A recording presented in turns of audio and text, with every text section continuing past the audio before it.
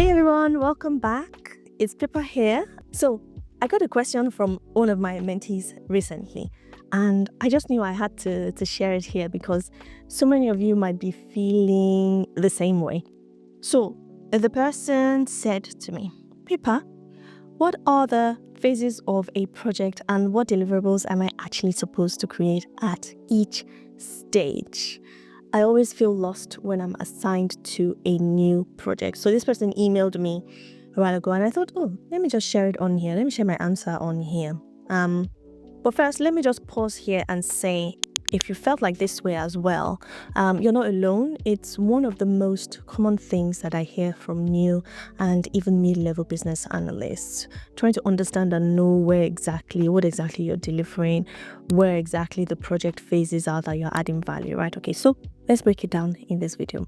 So here is a simple overview of a typical phases of a project and what you as a business analyst might be expected to produce in each one.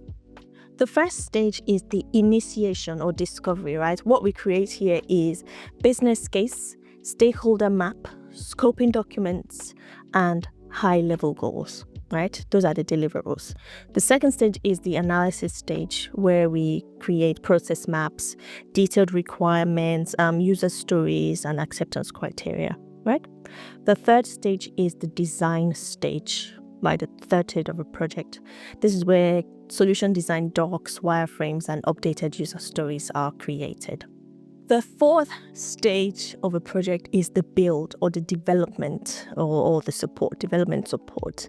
And this is where you have things like clarification logs, change requests, backlog grooming notes. These are the sort of deliverables created at that stage.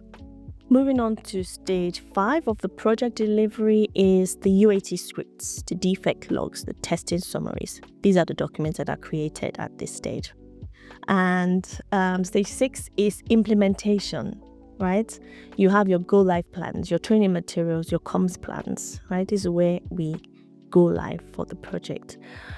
Finally, stage 7 is the post-implementation and handover. The documents created here are the handover documents, the benefits tracking, lessons learned, training documents as well, if required, right? So this structure isn't a rigid structure.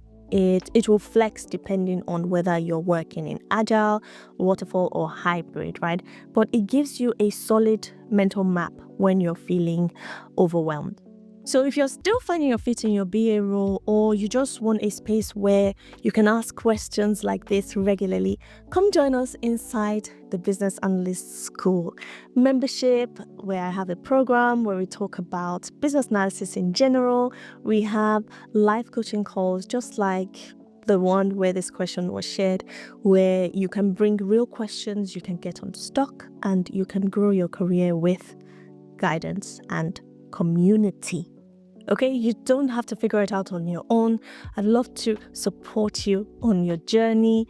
Click the link in the description to learn more about it and join us.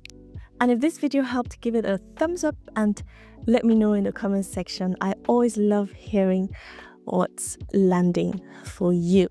As always, please don't forget to like, subscribe, share this video. You never know who it might help to. I see you in my next one. Peace.